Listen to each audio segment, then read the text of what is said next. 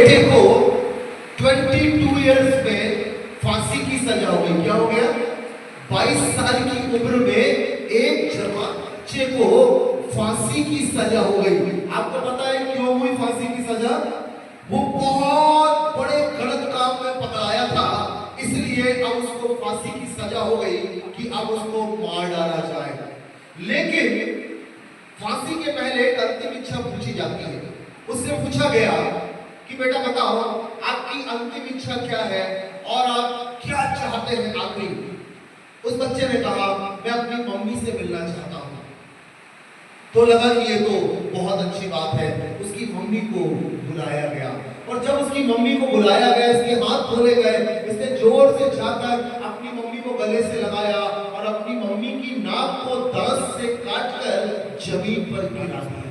इतना लहूलुहान, इतना खून बहने लगा और इतना दर्द होने लगा और पुलिस वालों ने मारा उसको। तुम गलत कर रहे हो, तुम गलत कर रहे हो और तुमने ऐसा गलत काम क्यों किया?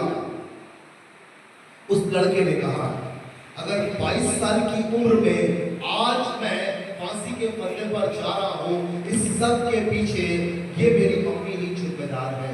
बोले कैसे जिम्मेदार है? बोले जब मैं छोटा था अपने बाजू से आम चुरा कर लाता था, इन्होंने कभी मना नहीं किया, कभी नहीं टोका।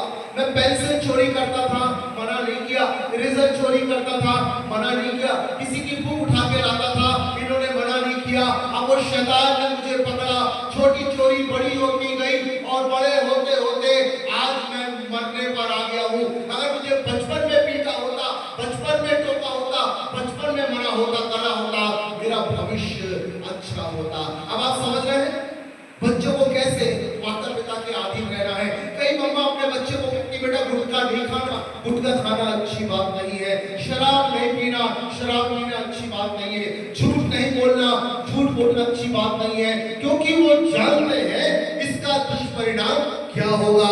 तो आज से हमको क्या करना है? आज से हमको क्या करना है? अपने पापा मम्मा का कहना मानना है और उसकी अधीनता में रहना है। मेरे पीछे पीछे बोले आज से मैं अपने पापा मम्मा का कहना मानूंगा। आज से मैं अपने पापा मम्मा का कहना मानूंगा। मैं विरोध नहीं करूंगा, मैं विरोध नहीं करूंगी। मैं उनकी अधीनता में रहूंगा, अधीनता में रहूंगा, अधीनता में रहूंगा। बच्चों को परमेश्वर ने माता पिता के अधीन किया है, ठीक है? तो क्या करना है? अगर हमको किसी बात के लिए टोक रहे हैं, समझ जाओ भविष्य का निर्माण हो रहा है। अगर किसी बात के लिए मना कर रहे हैं, समझ जाओ भविष्य का निर्माण हो रहा है। एक कुम्हार अपने चाक पर एक मटका बना रहा था। क्या बना रहा था? मटका बना रहा था। वो घुमा घुमा के मटका बना रहा। अब वो मटका इधर से बाहर निकल रहा, फिर मटका इधर से बाहर, उसका शेप बिगड़ रहा था। वो उसको कोशिश कर रहा था, लेकिन वो मटका शेप में आ ही नहीं रहा था, वो शेप बिगड़ ही रहा था। अभी तो उसका शेप जो है वो बिगड़ गया और जो कुम्हार ने इसको पकने के लिए रखा तब तक तो और शेप बिगड़ गया, क्योंकि जब एक बार शेप बिगड़ता है तो बिगड़ते जाता है। जब वो पक गया, अब जब उसको बाजार में रखे, उस मटके के कारण से अच्छे मटके भी दुकान से नहीं बिक रहे। अब लोग कह रहे हैं इस मटके को तुम सुधार लो, ये मटका सुधार लो तो और भी मटके तुम्हारे दुकान में शोभा देगी, और भी मटके तुम्हारे बिक जाएंगे। लेकिन इस कुमार ने कहा सुधार की जगह चाक है, सुधार की जगह गीली मिट्टी है, गीली मिट्टी में ही सुधार किया जा सकता था। लेकिन ये सुधरने को तैयार नहीं था, इसने इनकार कर दिया, ये सुधरने को तैयार नहीं था, इसलिए ऐसा हो गया। कई बच्चे 12th और कॉलेजेस में आकर और यहाँ पर आकर जब वो बिगड़ते हैं, अब सुधारने का प्रयास करो, वो ठीक नहीं होते। ये जो संडे स्कूल है ना, ये वो चाक है जो आपको सही रूप देता है, वो सही रूप में लेकर आता है। एक बहुत अच्छे व्यक्ति थे, बहुत महान व्यक्ति थे, बहुत महान।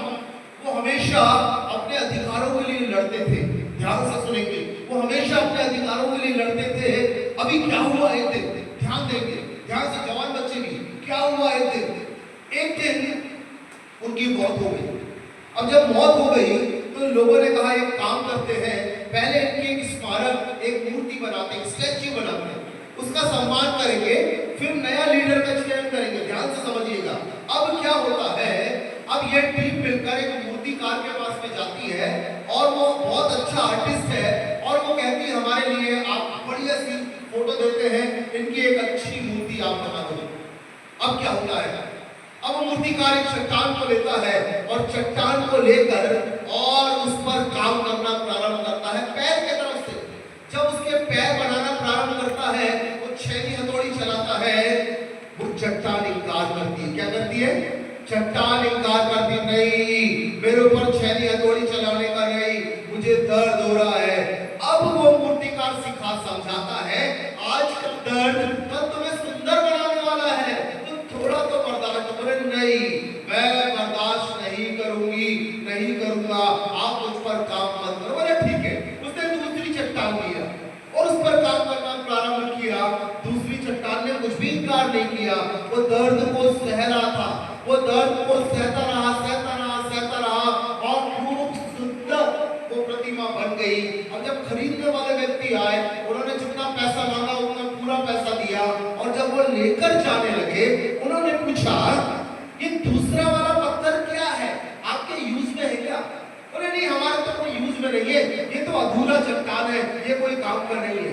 बोले हम इसको ले जा रहे हैं। बोले फ्री में ले जा लो, इसका कोई रेट ही नहीं है, कोई इसका मोल ही नहीं है, फ्री में ले जा लो। मूर्तिकार ने पूछा कि